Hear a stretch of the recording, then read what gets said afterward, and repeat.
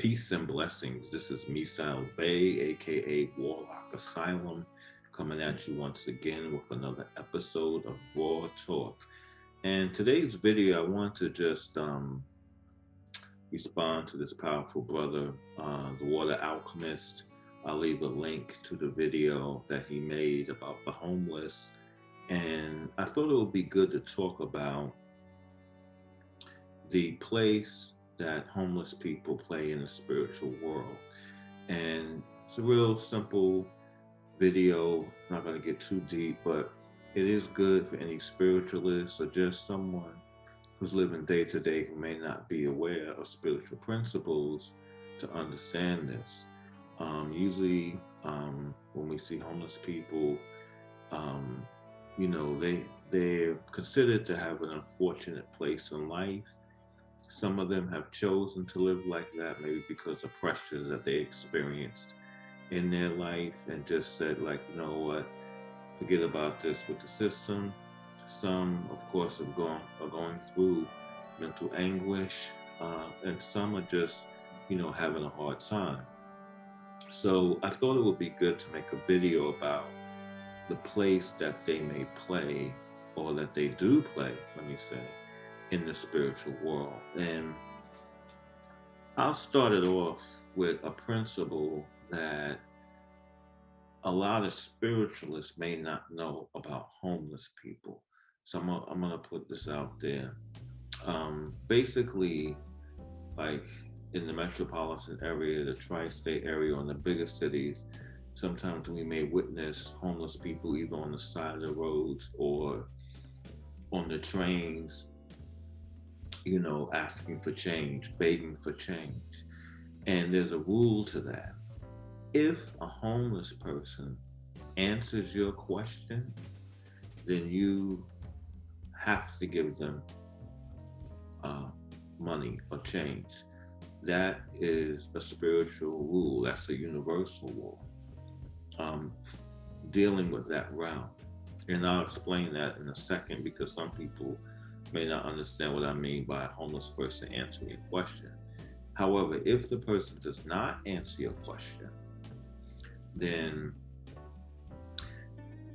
that choice is up to you. So, how can a homeless person answer your question? Well, homeless people, some of them, may experience some states of possession. And within that possession, when they're rambling on or saying some sort of crazy speech or whatever, there's a possibility that they can deliver a message to those that are around them. I'll give you an example. One day I was dating this lady, and the relationship was a little bit rocky or whatever, and I was coming from the studio. And as I was coming from the studio, I was taking, switching trains and taking this train to get back to my house. So I sat on this bench, and there was a homeless person to sit 2 seats away from me. Now I had no instruments in my hand. All I had was a backpack. There was nothing that was written over my chest or whatever to say that I had just came from the studio. So this homeless guy starts speaking, and he starts speaking out loud, like, you can't have a relationship and do music at the same time. So I'm sitting there because I already know what the law is. I'm sitting there like, okay. And he starts going into his story. I guess he was trying to bait me into change, but he was going into his story about how he was a musician and he was dating this beautiful girl, and he had to really kind of put either one thing to the background to make that relationship work, and that was the music that he was doing. So I gave him some change because his advice applied to my situation. Even though he didn't know anything about my situation, I knew that he was delivering a message from the other side. And to reinforce that, after I gave him the change, he said, "God bless you." God bless you is a blessing from the spiritual world. It's like gold in the spiritual world. And I have so many stories on that I'll talk about another time.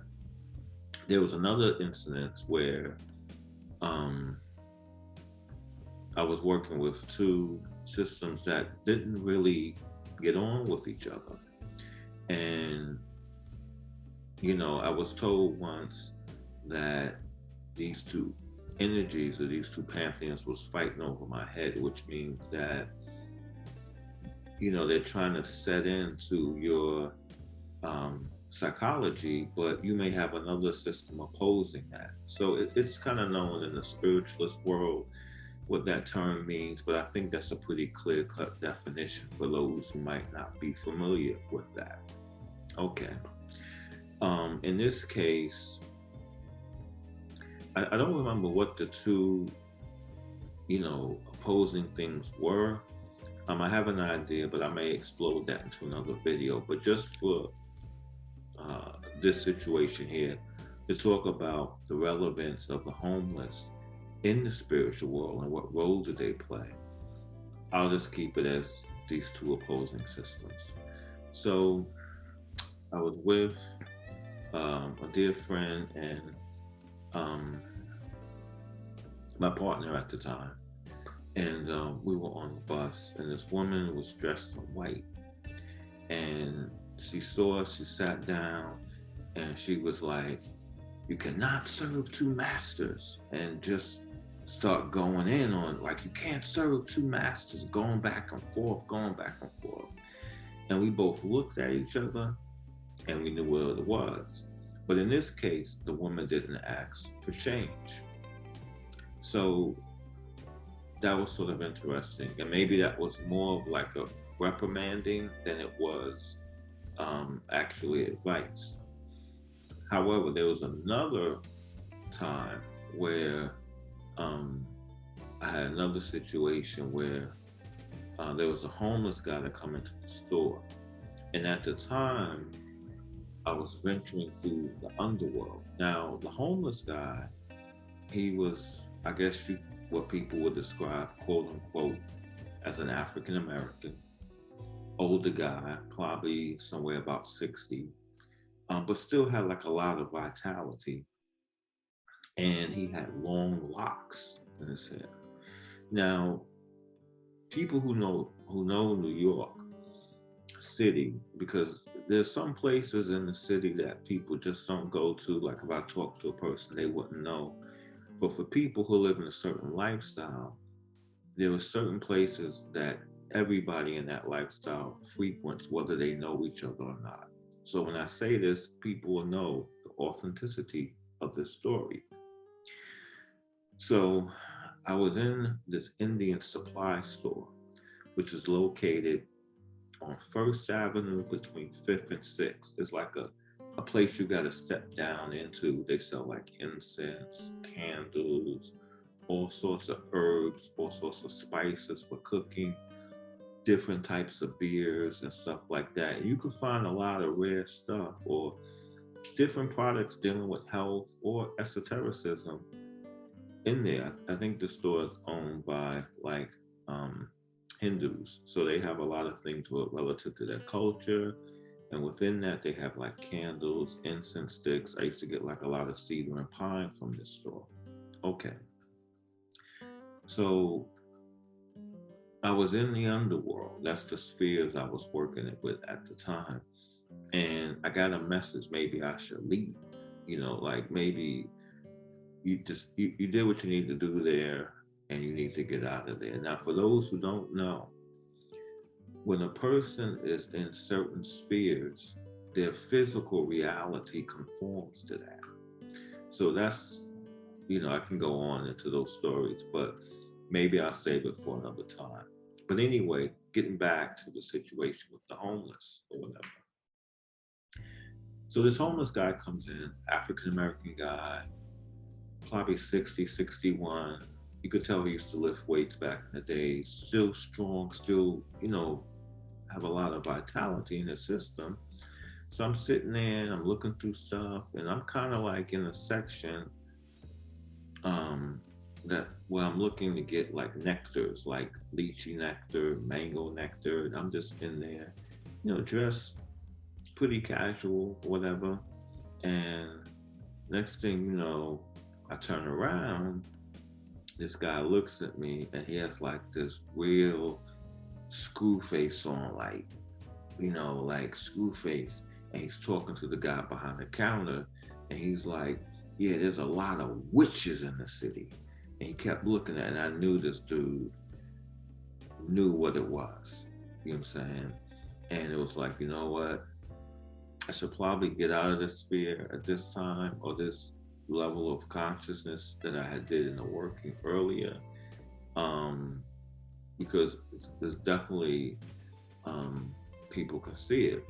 But this is another instance of a position that a homeless person plays to the spiritualist, the shaman, the magician, the witch, the warlock, maybe even the Christian, the Muslim, if they're aware consciously, the mystic, the mason, is that homeless people represent um, a lot of times the gateway class, the class of the crossroads to people living a normal life in the world, or people living a spiritual life in the world. So a lot of times if you pass a homeless person by and they're, into this gibberish they're talking, sometimes it's good to listen. And if they say something that is meaningful to your situation, your personal situation, then maybe, you know, you might want to respond to it. You may want to just give them something, or, give them some money, and they'll say, they give you the good luck charm. God bless you, because that's gold in the other worlds, and it affects your experience in the future. Some homeless people are aware of that, and so they may use that. But if they don't say anything that is pertinent to your situation, then you really do have a choice. Whether you can give, like you listen to the person's story, what they had to deal with, and stuff like that. Um, I was homeless for like about a year and a half. I stayed in shelter, and it's where my spiritual world changed. It led me to the path that I'm on today, and I remember it really interesting because um, I was dating this lady at the time from Poland, and she was Polish, but she was really hood. You know what I mean? Like, and she told me like, look, you're struggling with your dollars, you're not making a ton of money. Why don't you just go into one of these places and save up your money? You know what I mean? And that's what I did. It was a dark time in my life. A lot of things were going on continuously, and there was a lot of things I discovered when I was there. But in that moment, I guess I was so broken that I embraced something that would change my life that I probably wouldn't have if life was going on its ends. And that was like, you know, the Sumerian tradition. So, in any case, I remember being there, and every aspect of life, every course that I could have taken was exemplified in someone that was around. And it was a real interesting situation because I felt like I was meeting different sides of myself. And I also felt like, the paths that these people represented that I was once upon, it showed me where those paths would have taken me. So it was a really, really intense time. And, when I see people who are homeless today, I do what I can to try to encourage. If I don't have, I don't have. Um, Sometimes people have lessons to learn in life and they're given that situation.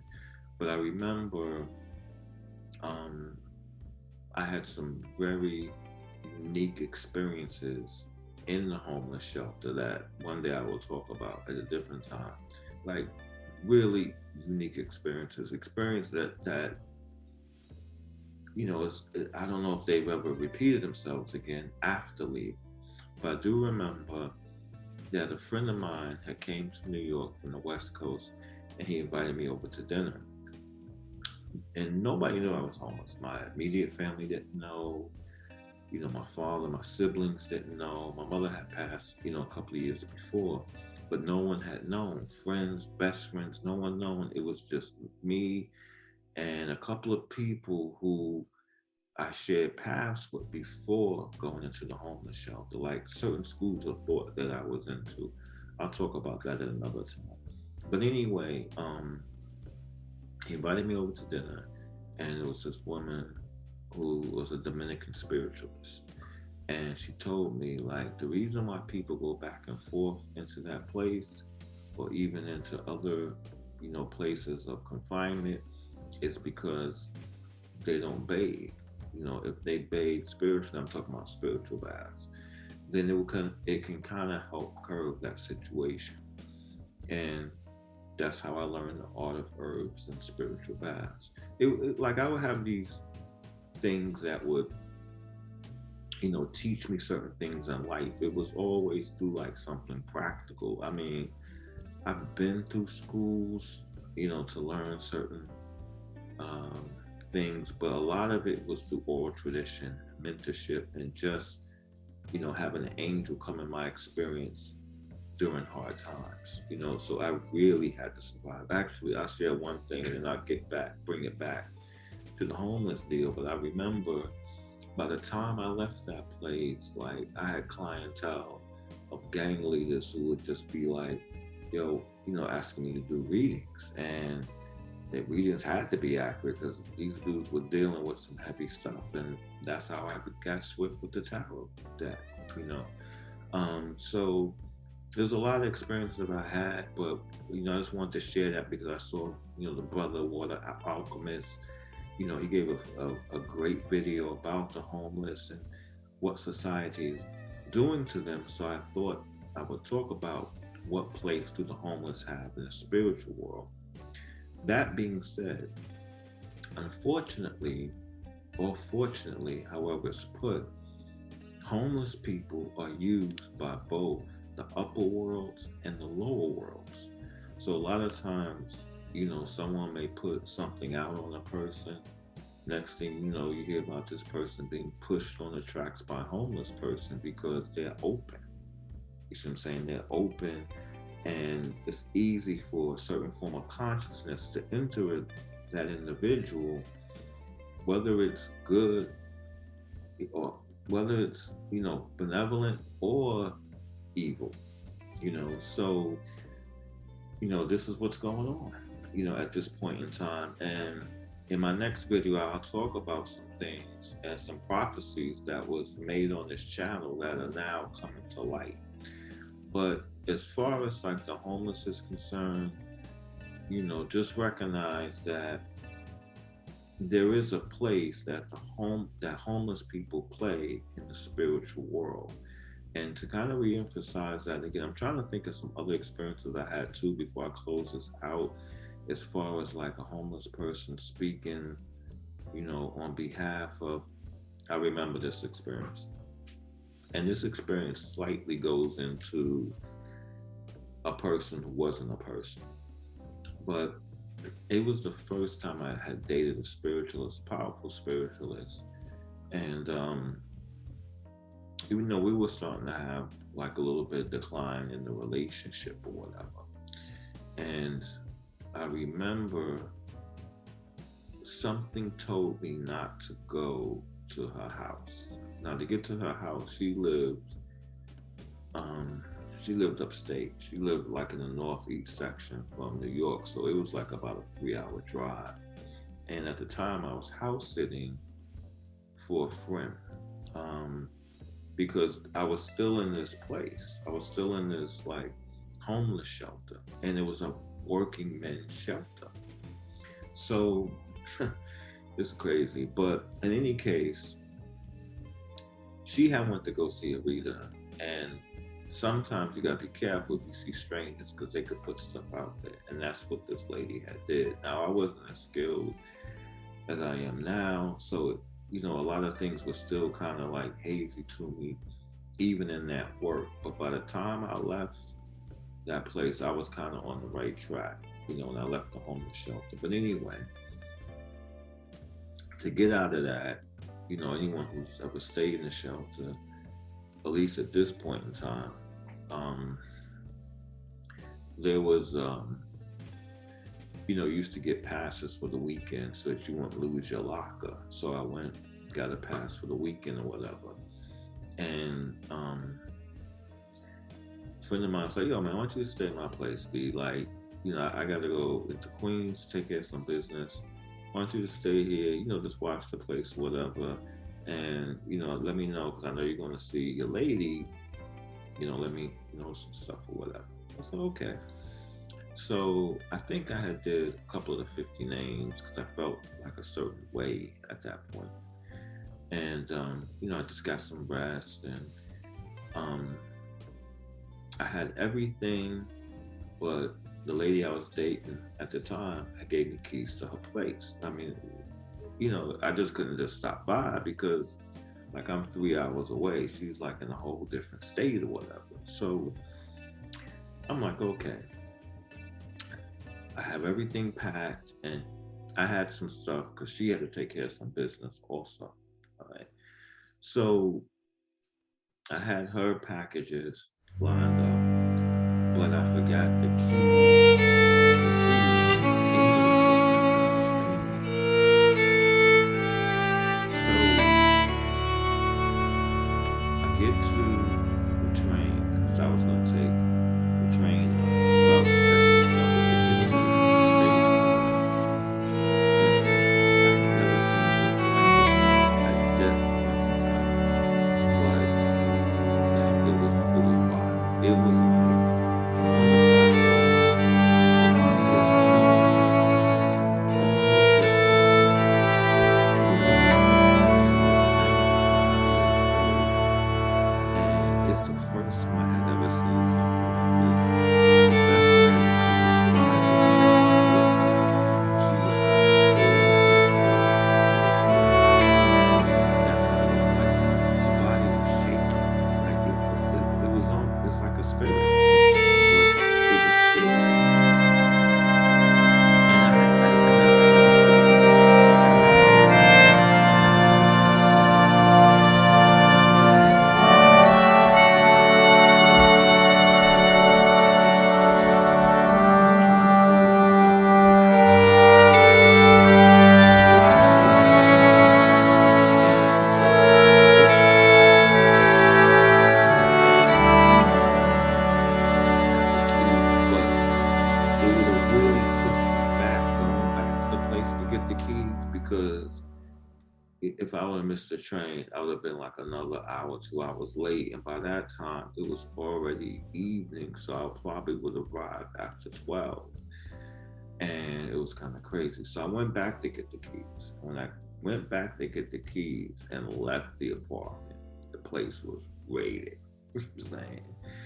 So, wow, it was crazy. It was crazy. And, after that, I just got my life together, you know what I mean? But there was a lot of times where homeless people, they would say something and it would have a lot to do with my situation. So, big salute to the Water Alchemist. He provides like a lot of good information on his channel. And he said, like I said before, he said something about homeless people. And I've seen this happen over and over and over again, where I'm in a situation and a homeless person will say something and it would have so much meaning that they don't even know what they're saying. I got one more story. I'm gonna say this. I hope I'm not exhausting too much time because I want to kind of keep the video simple and small, but I got one more story that I want to say. Well, you know what? I'm gonna talk about that. I'm gonna go ahead and say it. So, yeah, I'll talk about it another time, but I think everyone gets the gist of the situation with homeless people and what roles that they play Doesn't mean that they're angels, doesn't mean that they're demons, and some of them do need psychiatric help sometimes, but it's like their minds are open, you know, and that may not be an appropriate thing to people living in civilization, but for people who are spiritualists, it may play a role into their situation, or it may not. You know what I'm saying? You got to judge that. But I think if someone speaks on a situation that you're in and they don't know you, it might be good to take a look. Listen, if they're asking for change, give them the change. You know what I'm saying? And you'll get that God bless you, and that's it. So this is me, Sal Bay, aka Warlock Asylum. Just want to say thanks. Thanks for coming through, listening to the channel. Subscribe if you can. Leave some comments, and maybe get like a little discussion going on in this. And I'll be back tomorrow with another video. Peace and blessings to everyone out there, and have a good night.